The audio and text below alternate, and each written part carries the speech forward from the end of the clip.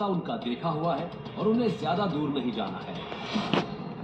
हालांकि इससे पहले भी वो इस रूट पर कई दफा ड्राइव कर चुके हैं, लेकिन इस ट्रिप ने उनके जहन में ऐसा जलता हुआ निशान छोड़ा जो किसी पानी से बुझने वाला नहीं है।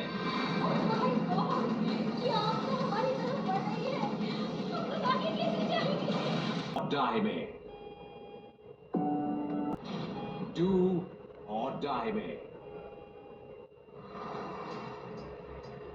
माउंटेन होम आइडाहो में इंटरस्टेट 84।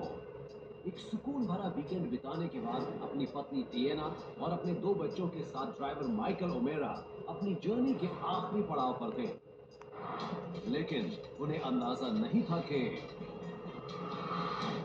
आग की एक भयानक लहर सीधे उनकी वैन की तरफ पड़ रही है।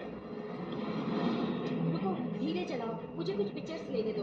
पहले तो ओमेरास को इस खतरे की गंभीरता समझ नहीं आई, लेकिन जल्द ही दूर से दिखने वाला ये तमाशा उनके करीब आता गया। देखो, वो हमारे बहुत पास है। करीब आती आग की लपटों से टेम्परेचर बढ़ता जा रहा था। ओह माय गॉड, ये तो बहुत गर्म है। माइकल ने स्पीड बढ़ाई, लेकिन माइकल और उनका परिवार अब पूरी तरह फंस चुका था। स्पीड बढ़ाने से कोई फायदा नहीं होने वाला था। माइकल ने यू टर्न लेने के बारे में सोचा। ओह माय गॉड, जल्दी करो, हम लोग पूरी तरह फंस चुके हैं। लेकिन इसके लिए भी अब देर हो चुकी थी। आग ने उन्हें चारों तरफ से घेर लिया था। अब जरा माइकल की सीट पर बैठकर देखिए। फर्ज कीजिए आपके परिवार की जिंदगी अब आपके हाथों में है। आपको उन्हें इस आग के खौफनाक घेरे से बाहर निकालना है। जल्दी कुछ करो, जल्दी कुछ करो। ऐसे में आप क्या करेंगे? ए, गाड़ी के शीशे चढ़ाकर एयर कंडीशनर ऑन करेंगे।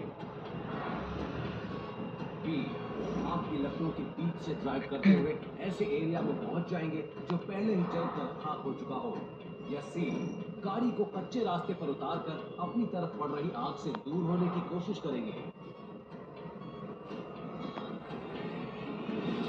फैसला लेने से पहले कुछ बातें जान लीजिए। आप इंटरस्टेट की सड़क पर हैं, जहां करीब करीब 5 मील यानी तकरीबन 8 किलोमीटर तक आग की एक दीवार सी खड़ी हो गई है और आपको अपने परिवार को बचाने के लिए जल्द कुछ करना है। एक चीज जिसने आपको इस भड़कती आग से बचा कर रखा है वो है ये पुरानी कैंपर वैन जो एक थिन फाइबर ग्लास रूफ से ढकी हुई है। ये सच है कि 25 फीट चौड़ा हाईवे एक नेचुरल फ्यूल ब्रेक का काम करता है। आपको लग सकता है कि पेवमेंट पर पेड़ पौधों की गैर मौजूदगी से आपको हवा नहीं मिल पाएगी और आप बच जाएंगे। ओह माय गॉड, यहाँ तो गर्मी हो गई है, बहुत ज्यादा गर्मी। लेकिन जरूरी नहीं कि सिर्फ आग की लपटें ही मौत की वजह बने। ये काम हीट भी कर सकती है। 600 डिग्री फ़ारेनहाइट के तापमान पर खेत में लगी ये आग किसी भी मेटल को आसानी से पिघलाने का दम रखती है। क्या करूँ, गर्मी तो बर्दाश्त के बाहर है। ओह गॉड। और हाँ, इससे पैदा होने वाले धुएं को मत भूलिए। आग से होने वाली दुर्घटनाओं में होने वाली 50 से 80% मौतें इस जहरीले धुएं को इनहेल करने से ही होती हैं। ओह गॉड, कुछ समझ नहीं आ रहा, क्या करें? लपटें करीब आती जा रही हैं, गर्मी बढ़ती जा रही है। फैसला जल्दी लीजिए। ए या बी या फिर सी।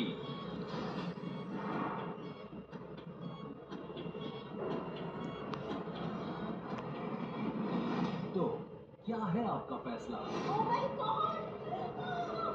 बढ़ते तापमान को देखकर हो सकता है कि आप अपनी गाड़ी को रोड से उतारकर कच्चे रास्ते पर ले जाएं ताकि आगे बढ़ रही आग से बचा जा सके। क्या करें, कि आग तो बहुत नजदीक आ रही है। लेकिन जान बचाने के लिए नया रास्ता ढूंढने का ये तरीका आपको मौत के कुएं में भी धकेल सकता है। कुछ तो करना ही होगा, हमें ठंडे दिमाग से सोचना होगा। क्या करें? कच्ची सड़कों और ऊबड़ खाबड़ रास्तों पर बड़ी से बड़ी गाड़ियां भी हाई स्पीड मेंटेन करने में फेल हो जाती हैं। ऊपर से ऐसी बेकाबू हवा और उड़ते अंगारों के बीच आग की रफ्तार का मुकाबला कच्चे रास्ते पर दौड़ रही आपकी कैंपर वैन भी नहीं कर सकती। और इन सब के बीच हालात इतने बिगड़ सकते हैं आप पूरी तरह फंस जाएं। अब क्या होगा, हम तो फंस चुके हैं।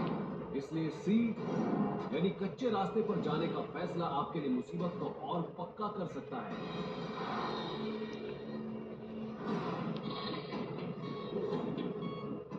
अगर आग से दूर भागना हल नहीं है तो क्या इन लपटों से गुजरकर इस खतरे से बाहर निकला जा सकता है?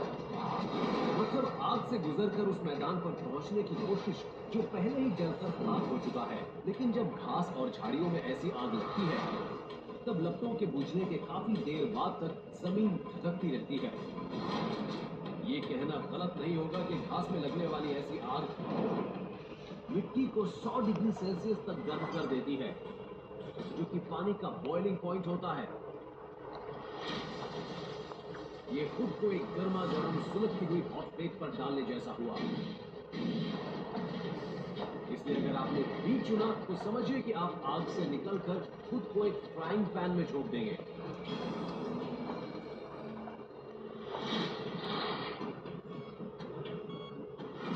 तो फिर क्या चारा बचता है?